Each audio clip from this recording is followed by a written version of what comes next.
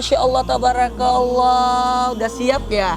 Tetap ya, taati protokol kesehatan. Nah, kali ini kita akan bahas tentang, pernah dengar kata qanaah nggak? Qanaah. Qanaah itu merasa cukup. Wah, nah ketika kita masih hidup pasti kita merasa belum puas. Nah, makanya kata-kata qanaah ini yang paling pantas kita lakukan. Nah, makanya merasa cukup, karena tidak ada kecukupan di dunia ini. Yang ada hanya merasa cukup. Makanya ada namanya qanaah ini. Qanaah adalah sifat menandakan rasa syukur, sifat merasa cukup, dan sifat merasa ridho atas ketentuan Allah. Jadi tiga yang bersatu. Sekali lagi, qanaah itu menandakan ada kesyukuran di dalamnya, ada pemanfaatan di dalamnya, dan ada penerimaan akan takdir atau ridho. Jadi qanaah itu bergabungnya tiga ini menjadikan kita merasa puas.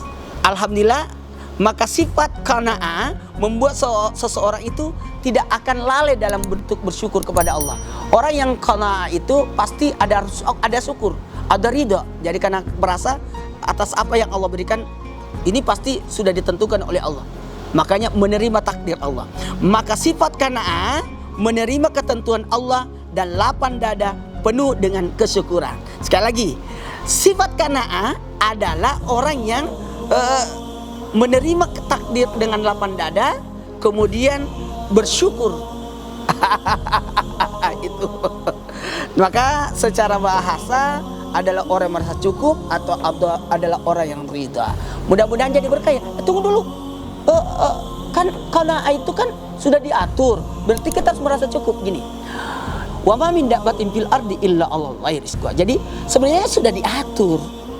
Makanya setan gini. Setan itu berusaha menggoda kita supaya kita merasa miskin, supaya kita merasa tidak puas, merasa ragu-ragu. Yuwaswisu fi sudurin nas, membisikkan kewaswasan. Jangan-jangan, tidak. Justru kita harus ada keyakinan bahwa hari ini aku ada rezeki, hari ini aku ada kemampuan. Tinggal bagaimana aku memanfaatkan, bagaimana aku mengelola, bagaimana aku merasa cukup atas apa yang Allah berikan. Itu nah. Mudah-mudahan ada orang dikasih rezeki karena hidup, ada orang dikasih rezeki karena bergerak, ada orang diberi rezeki karena memanfaatkan atau bersyukur, dan ada orang mendapatkan rezeki karena bertawakal kepada Allah. Oh mayyattaqillah. Nah ini nikmat banget kalau kita menjadikan qanaah ini berada pada diri kita. Maka bentuk-bentuk qanaah itu apa aja? Sebenarnya kalau bentuk qanaah itu menerima lalu mencukupi. Nah kayak gini, kalau kita memberi harus ikhlas, tapi ketika kita menerima harus ridho. Dari sinilah perbedaan antara memberi dan menerima. Ketika kita memberi harus apa tadi konsepnya? Memberi harus ikhlas, tidak berharap balasan. Tapi ketika kita menerima, kita harus menjadikan adalah ridho. Ya, ridho. Jadi satu ikhlas, satu ridho. Makanya qanaah itu ketika kita menerima, ridho atas penerimaan itu, merasa cukup, dan karena adalah bentuk rasa syukur, tidak ada keluhan dengan segala usaha atas apa yang kita dapatkan. Dan sifat qanaah itu bagaimana kita kunci manusia untuk menjadi terhindar dari ketamakan dunia, rakus dunia.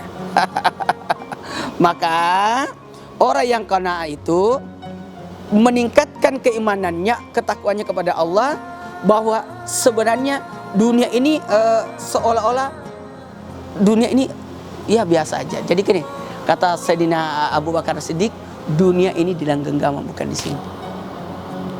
Oke? Yang di sini cuma Allah. Nilai-nilai orang yang qanaah itu dalam dirinya mendapatkan dunia seluruh isinya. Dunia itu sudah dalam sudahlah.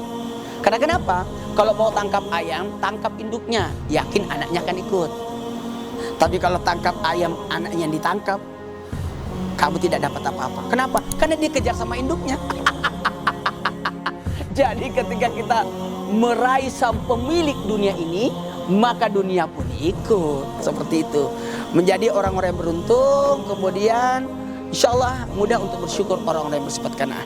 Jadi ini pembelajaran besar buat kita untuk menata hati kita, supaya tidak apa? Orang qanaah itu tidak ada cemburunya, iri hatinya sama orang. Karena begini, ada orang lain yang pakai mobil, kok dia yang ngos-ngosan ya? Orang-orang yang goes sepeda dia ngos-ngosan. Orang yang punya kipas angin dia yang terputar. Orang yang punya motor baru dia yang bunyi ngomong. Kok dia yang komen ya? Nah ini kalau orang yang qanaah tidak akan ada sifat seperti itu. Nah mudah-mudahan bisa jadi pembelajaran buat kita untuk membiasakan hidup dalam qanaah. Apa itu? Bersyukur, apalagi tidak iri, kemudian berpikir positif dan hidup sederhana dan tidak mudah putus asa. Selamat bersifat qanaah. Semangat terlalu. Alhamdulillah.